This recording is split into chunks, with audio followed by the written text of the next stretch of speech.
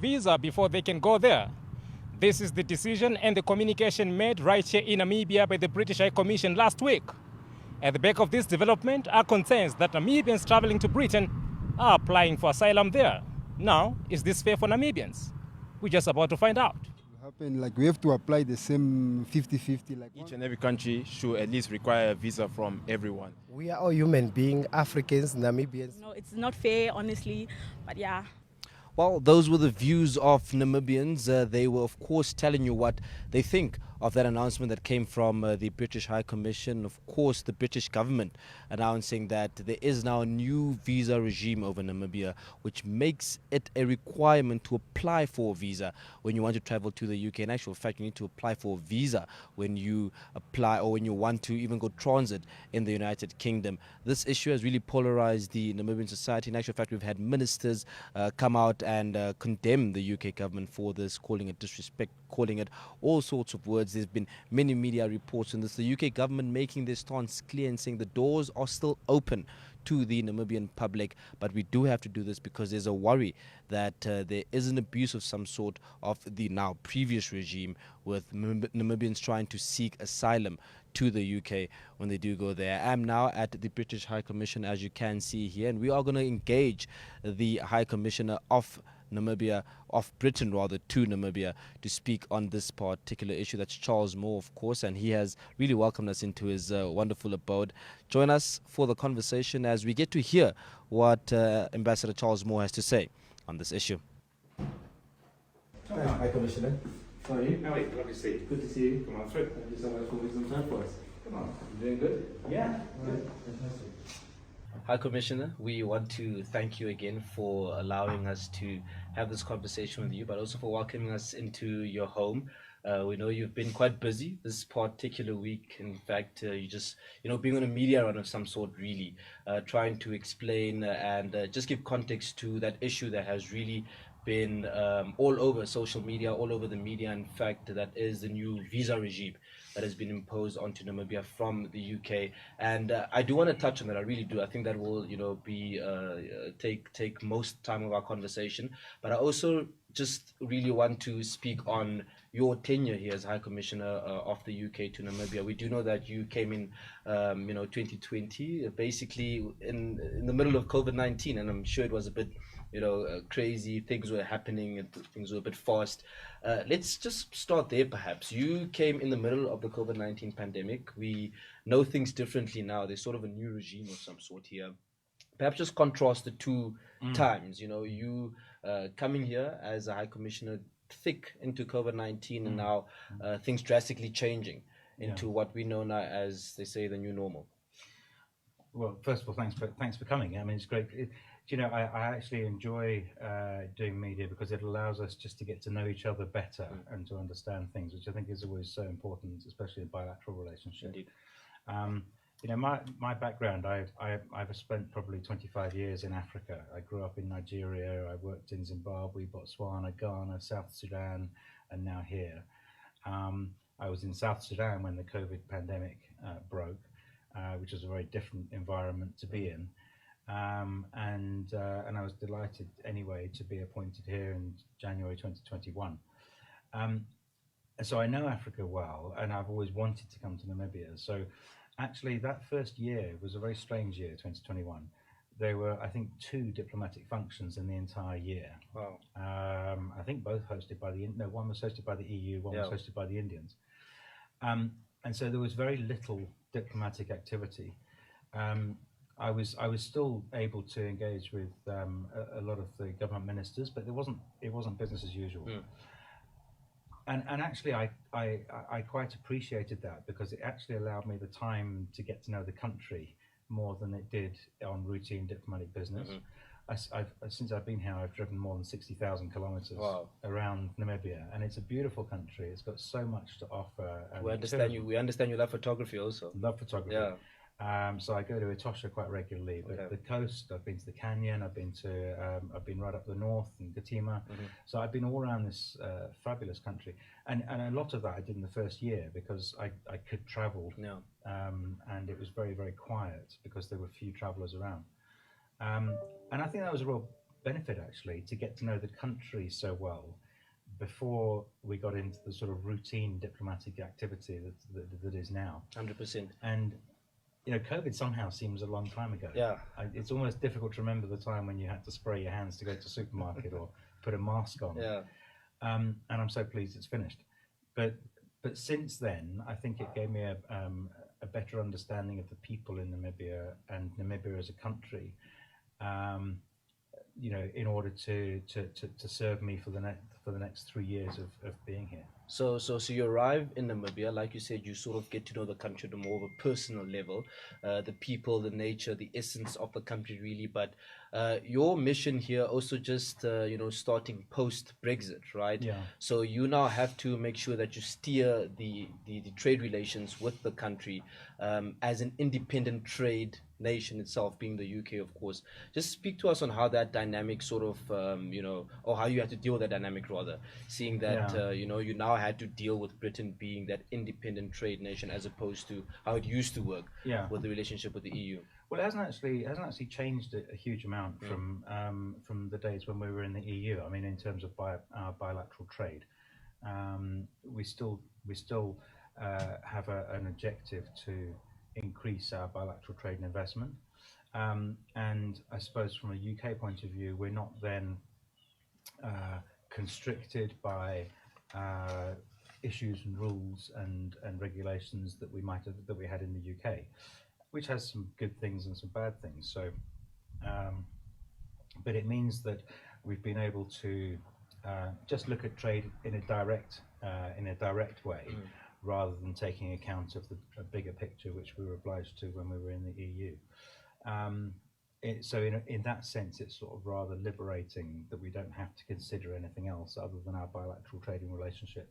And we're still really keen to improve that. There's so many opportunities in Namibia, and really exciting opportunities. I mean, when you think about all the benefits that green hydrogen could bring within 10 years, and we've got a lot to offer in that space as well. We've got a lot of expertise. So I'm really keen just to increase our bilateral trade, which has been at a low point. I mean, 10 years ago it was much higher. So I'm keen to get it back up to there. And that means raising awareness of Namibia in the UK with British businessmen, British investors, and people are beginning to take notice. Next year, for example, we invited His Excellency the President to attend the Africa Investment Summit in April 2024, and that also puts Namibia on the map, and that's going to be a major conference where we can demonstrate the UK's interest in developing trade partnerships across the continent. You touched on the issue of green hydrogen, of course. Is that at the top of the agenda, just in terms of restructuring the trade relations again with the country? Not necessarily in that sense. I mean, green hydrogen is pretty much top of the Namibian agenda at the moment. And any country like the UK would be foolish to ignore it. Not just because there are huge opportunities, but because there are huge partnerships that we can bring to that. We have huge experience in wind power, in solar power, and clean energy generation. So we can bring that to the partnership. So it's one of the big drivers. But there's so many different areas. I mean, in terms of tourism, agribusiness, extractives. It's not just about green hydrogen, but we mustn't lose sight of the other sectors where there's a lot of opportunities for us to partner you in trade. 100%.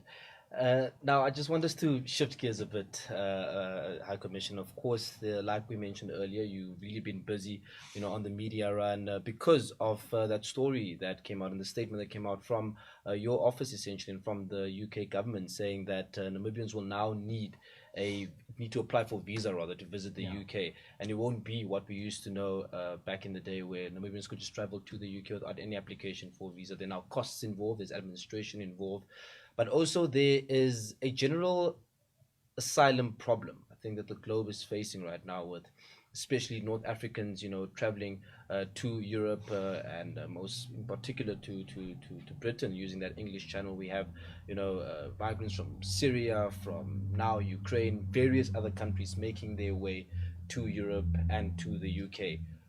Would you say that the United Kingdom is facing an asylum problem right now? Are you strained by the asylum issue that the globe is facing? Gosh, there's a lot to unpack in there, and I mean, thank you for raising all those issues. I mean, first of all, I wouldn't describe it as an asylum problem, because asylum shouldn't be a problem. Asylum is there so that people can seek sanctuary from danger in their own country. So if they're fleeing war or famine or conflict or persecution, those are the reasons why people legitimately flee and claim asylum in a different country. And the international model is that people should claim asylum in the first safe country they reach. And the UK is never really the first safe country that anybody reaches, because we're an island off the coast of Europe. No. Asylum, first of all, isn't a problem. I mean, we welcome asylum seekers from wherever they come from. If they're fleeing persecution, you know, we have obligations, just like Namibia does. We're proud of our obligations and our management of our obligations in providing sanctuary to such people. The problem comes with the sheer volume of asylum seekers that we have been getting. And you mentioned the boats across the channel. You know, that's a separate issue in that that is an illegal route to reach the UK. And so the recent legislation in the UK was designed principally to stop that route, so that people don't pay thousands to people smugglers to get a boat across the channel. And the legislation now dictates that if they arrive by that route, then they will not have the right of appeal in the UK. They will not have the right of asylum in the UK. They will be sent to a third safe country. Because we want to try and stop the business model of people smuggling across the channel, where people are just paying thousands and thousands of pounds for a very dangerous journey. So if they know that they can't even stay in the UK when they get to the UK by that route, it may deter people from using that illegal route. And that's a very different issue to the issue we've raised in the visa regime here. No Namibians have arrived illegally in the UK. We don't have Namibian asylum seekers arriving on small boats across the channel. If we did, they would be subject to the same restrictions. Namibians have been arriving perfectly legally in the UK and then claiming asylum, but in very increasing numbers. So in 2016, we had 27 asylum seekers. In 2022, that rose to 651. And then in the first 3 months of this year, it was 382. So you can see this unsustainable trend of young Namibians claiming asylum in the UK on arrival because they didn't need a visa. Now, you know, on the one hand, I'm delighted that this has caused a big debate in Namibia, and that's because I think that shows that Namibia cares, and it shows that we have a strong relationship. If we didn't have a strong relationship, Namibia wouldn't really care about losing visa-free access to the UK. But at the same time, I mean, you've lost visa-free access, if you like. You don't have visa-free access to any of your international partners, so the US, the EU, China, Russia, Venezuela, Japan. You need visas for all these countries. And in a way, the UK was the one country that you didn't need visas for. And that partly contributed to the number of people claiming asylum in the UK on arrival, because there was no other place they could go to without a visa to claim asylum. So we're not necessarily making ourselves the odd one out by applying a visa regime, because we're probably making ourselves the last man in by applying a visa regime. But it's applied specifically to address the issue of people claiming asylum on arrival in the UK, principally for economic purposes, because there's no persecution in Namibia. It's a very safe, stable, democratic country. There's no reason why people should claim asylum from Namibia, and that's why 91% of Namibian asylum claims have been declined since 2008. So we don't believe that there are genuine reasons for claiming asylum. And I see this as actually a reputational issue for Namibia as well. I want to come in there, Ambassador, on. On the issue of the 91% applications that have been declined, like you said, since 2008. if the UK has successfully managed to go through the process of the applications and then see that there surely is no reason for these Namibians to seek asylum, 91% of that being successful sort of declines, just to juxtapose the words there, why then impose this regime if surely the system has been working, if you've been able to make sure that there are no new asylum seekers, especially not so many asylum seekers from Namibia? It's a really good point, because and you're right, the system in that sense is working. I mean, I'm not saying that everything in our asylum system works, because it's very clunky. I mean, we've got 160,000 asylum applications still to be considered in the UK. So that sheer volume is causing us real problems. It's costing us £6 million a day to accommodate asylum seekers whilst we look at their claims. And so reducing that number is quite important. And that doesn't mean reducing it by automatically turning people away, because our asylum system is such that if anybody claims asylum, we have to allow them in and consider their claim in exactly the same way that we might consider a claim from anywhere in the world. And we only determine the legitimacy of that claim at the end of the consideration. So if there's an assumption that, or if there's a knowledge that 91% of the claims are going to be dismissed because there are no grounds for claiming asylum, it actually doesn't help us to have so many hundreds of people in the UK draining our resources with accommodation, with food, for 18 months or so, if we know, we can be pretty sure at the end of it there's not going to be any. So the process is exhausting the economy of the UK essentially. Absolutely. Well, it's become a much more expensive process. Last year there were 44,000 people who crossed the channel on small boats. The year before it was only about 26,000. No. So you can see the increase in all of these asylum applications has an exponential increase in the cost of handling them. And because we've seen a large increase from Namibia, not just from Namibia, we've also imposed a visa regime, for example, on Honduras, because they had around the same number of asylum seekers travelling to the UK. We're trying to ensure that we close a loophole which has been open and which allows people to travel legitimately to the UK, but get in for the wrong reasons. If we find that there are legitimate reasons, then people are still welcome to claim asylum in the UK. But it's something we do around the world. We keep this situation under review all the time, and it's no different in a way to what Canada did in 2011 when they imposed a visa regime on Namibia, because they said 71% of arrivals in Canada were not genuine visitors. Indeed. Same thing. And just perhaps to unpack, the new regime, the new policy, there is a clause that speaks to, the transit visa also, right? I think Namibians have been quite confused on that. Yes. Because the thought process behind that is, why then would I need to apply for a visa, go through, so much administration time and work and resources, of course, money involved, just to go spend a few hours in the UK and then leave again. Yeah. What was the thought process behind that? And it is confusing. I mean, two things. One is that, first of all, this is a good opportunity to apologise to all those many thousands of Namibians who have travelled, legitimately to the UK for business or pleasure, because it imposes an extra burden on them in terms of cost and bureaucracy in order to do something which they didn't create any problems over. They abided by our immigration rules, and so I can understand why there would be some upset there.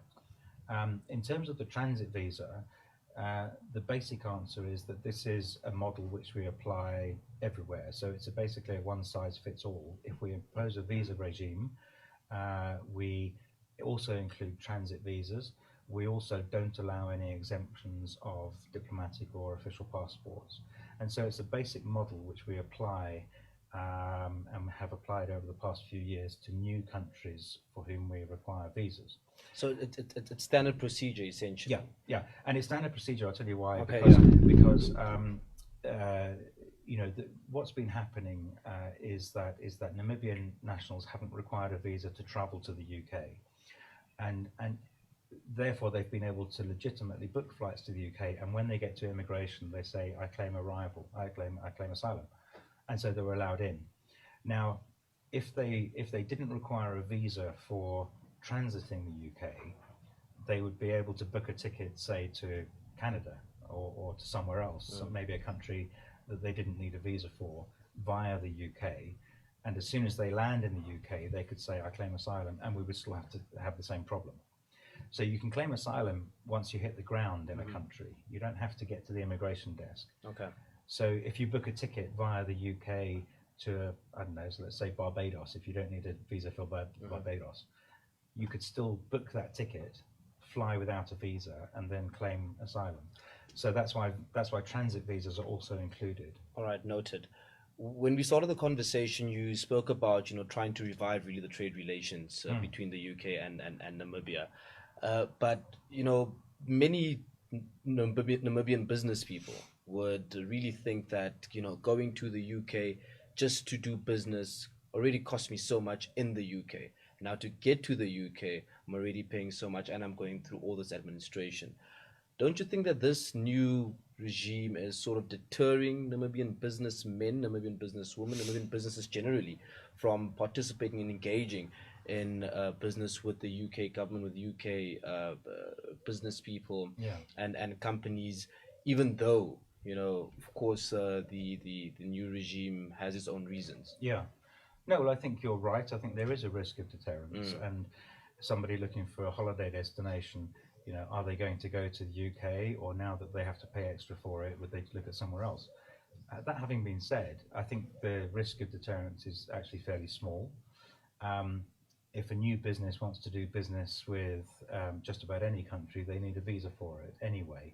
If you want to do business with Germany, you'll still need a visa for it, or with the US, or with China, or with Russia. So I hope it won't actually deter people from sparking up new relationships. Yes, it's an added inconvenience and cost for those people with existing relationships. But the other point to make as well is that whilst there has been visa-free access to the UK for business and tourism, actually there was less visa freedom coming the other way. So British nationals have been able to visit here for tourism purposes, visa-free. But actually, we haven't been able to visit here visa-free for business purposes, which is a slight difference in our previous situation. So if people come and say they're doing business, they have to get a visa for that. So actually, it's not too far different. So you're not worried about that at all? Well, look, we're always worried about the implication, and if you impose a visa regime, it's always going to have an impact. I mean, I think that, and we're not complacent about that. The imposition of a visa regime was to address a specific issue and to remove the prospect of people being able to claim asylum in the UK without a visa. But we also recognise the impact of that in terms of the cost for legitimate travellers who had no intention of claiming asylum.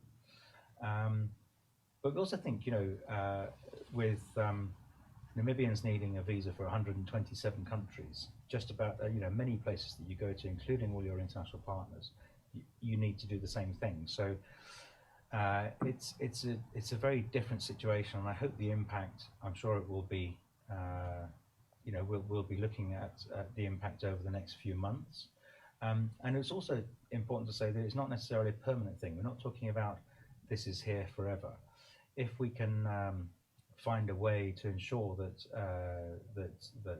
asylum seekers reduce, then it could be a year or 2 years or 3 years, and we can lift it again if we have that confidence. So it's quite temporary, essentially. Well, it's temporary in the sense that we review everywhere every year. Indeed.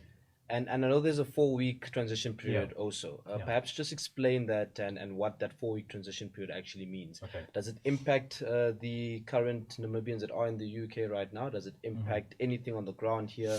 What does that actually entail? So we had imposition of the visa regime had to be instantaneous because what we didn't want to do was to allow a window where everybody was panicking and buying tickets to the UK. So it became an immediate imposition.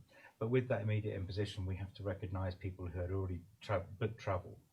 And that's why anybody who has booked travel, if they booked the travel before the imposition, which was at 4 o'clock Namibian time on the 19th of July, if their travel was booked before then, they will not need a visa if they turn up in the UK before the 16th of August.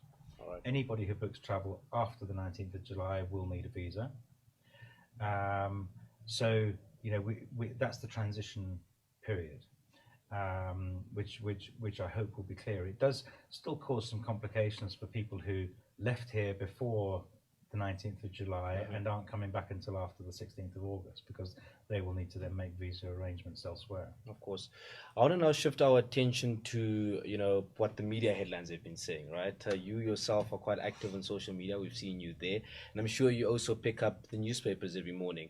The day after the announcement was made, we saw splashed on the Namibian newspaper a headline there by the Foreign Affairs Minister, rather, the Home Affairs Minister, I beg your pardon, Albert Kawana, essentially saying that the UK is disrespecting us, right? This morning, we see another headline on the front page of the New Era by a SWAPO lawmaker, Toby Opindi, saying we'll not bow down to the British.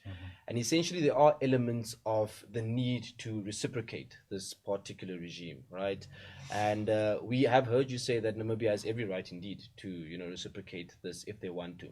But bearing in mind that there aren't any of these regimes imposed on the UK, on Russia, on various other partners in the world, if Namibia then decides to reciprocate this particular visa regime, how would you respond to that? How would you take note of that? Seeing in particular that, you know, other countries, other citizens can come here essentially, you know, easily. Well, you know, we and this is why I'm very keen to do more media so that it clarifies the situation. And as I say, the imposition of a visa regime is to address one particular issue, which is asylum seekers arriving in the UK. And that actually brings us into line with all of your other major partners who all require visas for business or tourism travel from Namibia. Reciprocity is something that is entirely within Namibia's gift, and if the Namibian government wants to reciprocate, that is entirely within their gift to do so. I think. You know, it wouldn't cause any anger or angst. I mean, I think it would cause a bit of confusion, because the justification for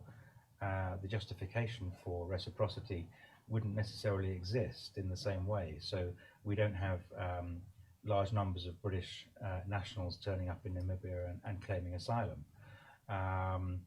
We generally comply by the immigration rules of Namibia. So the justification would be different, and also would reciprocity also then have to be applied to the US and the EU and other countries who already have a visa regime in place with Namibia.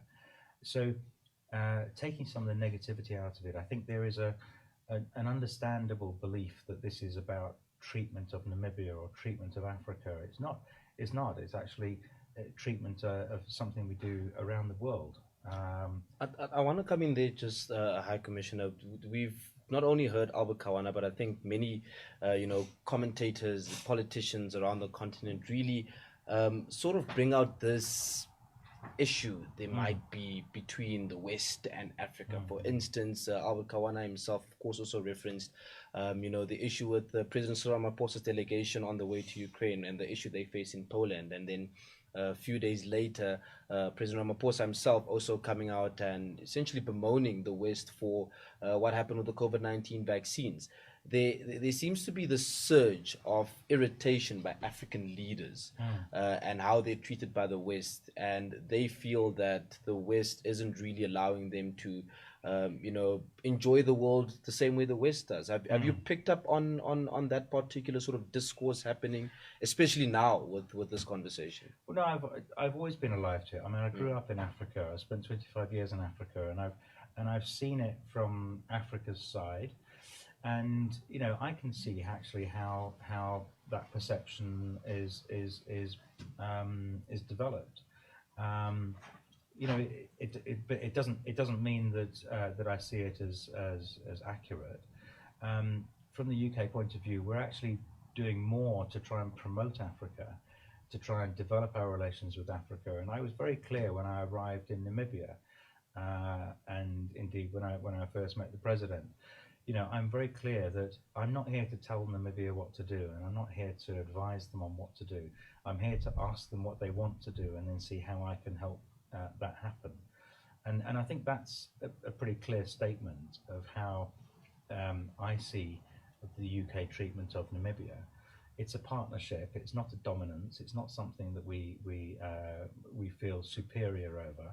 It's for us to ask Namibia what they want to achieve, and you've got some fabulous, phenomenal opportunities, better than many other countries, especially around oil and green hydrogen and the trade, the economic development that could take place here over the next decade.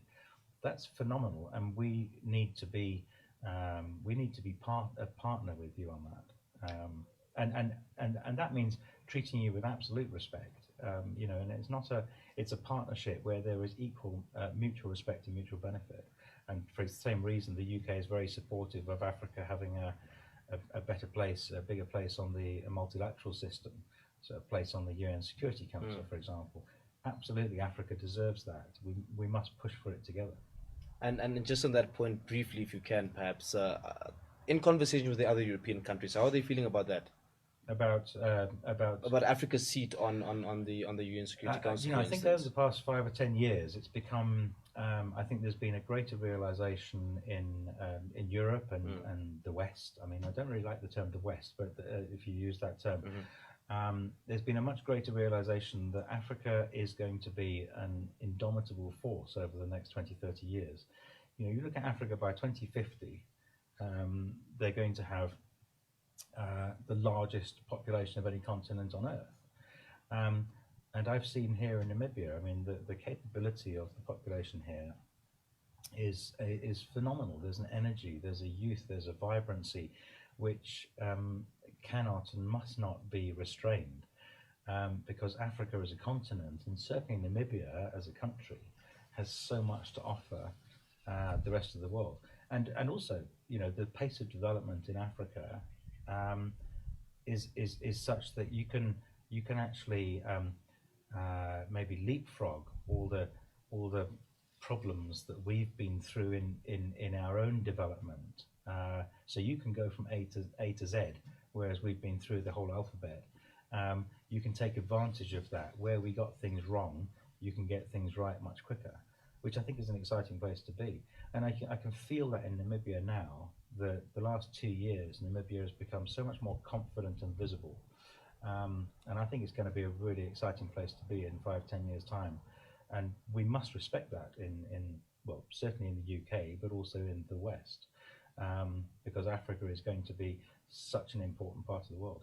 Indeed, and just as we start winding down our conversation, High Commissioner, speaking about Africa and perhaps still on the issue of the visa regimes and asylum seeking, in terms of African countries and looking on the continent, are there other countries also that do also have a high volume of asylum seekers, asylum applications coming from the continent, or is Namibia the only one that's on high alert? And I want to sort of double that with another question.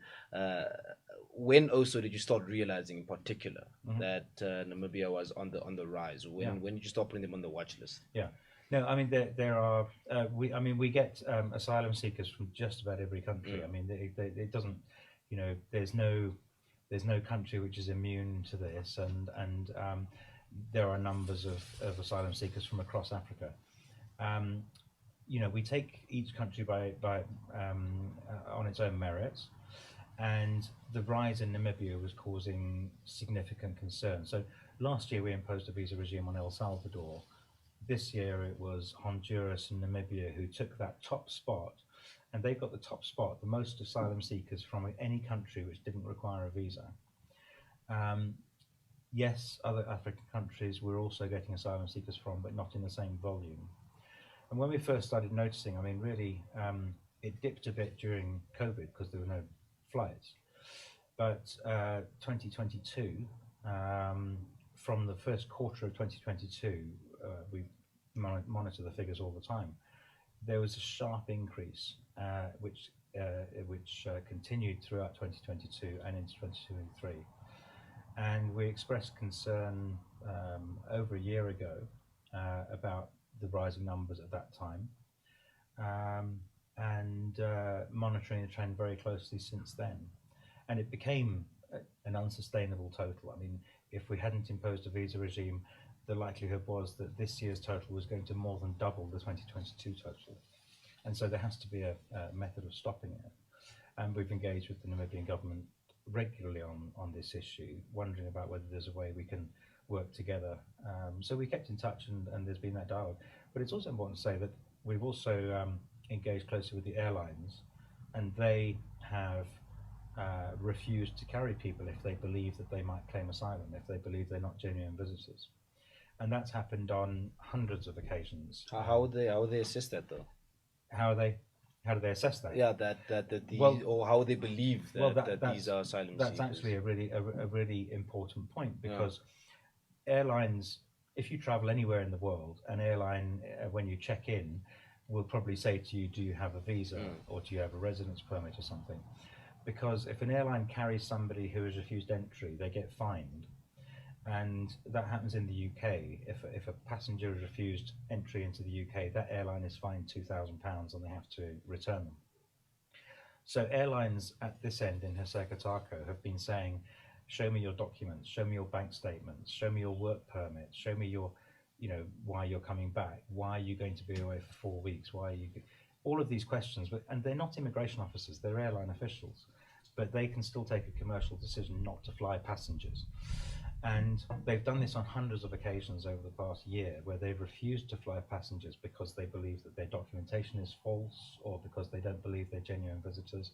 And many of those instances, they've worked with our immigration officers in Pretoria. So they send them the documentation and say, can you advise us?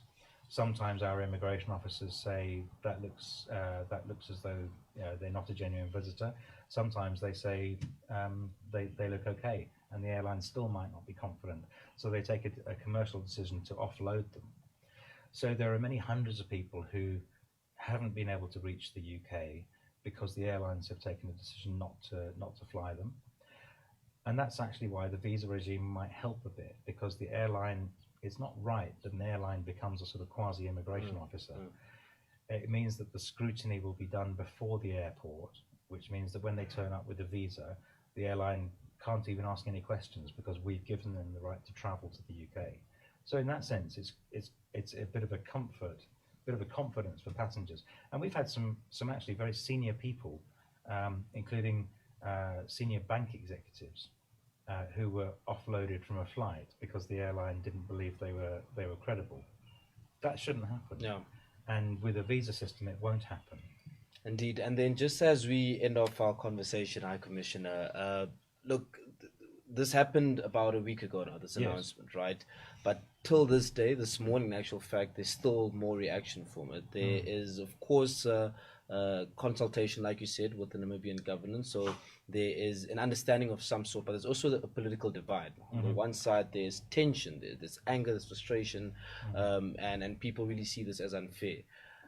How are you working with particularly the Ministry of either Home Affairs or the Ministry of International Relations and Cooperation to really just make sure that Namibians, number one, understand this, but also to quell the obvious tension that there is? Yes, sure, there is the other side that really understands this, and of course, like you said, you appreciate the reaction that Namibians, have to this, because it shows that there's a caring of some sort, but there is a frustration that is evidently there. What are you doing to work with government generally to make sure that that tension is quelled?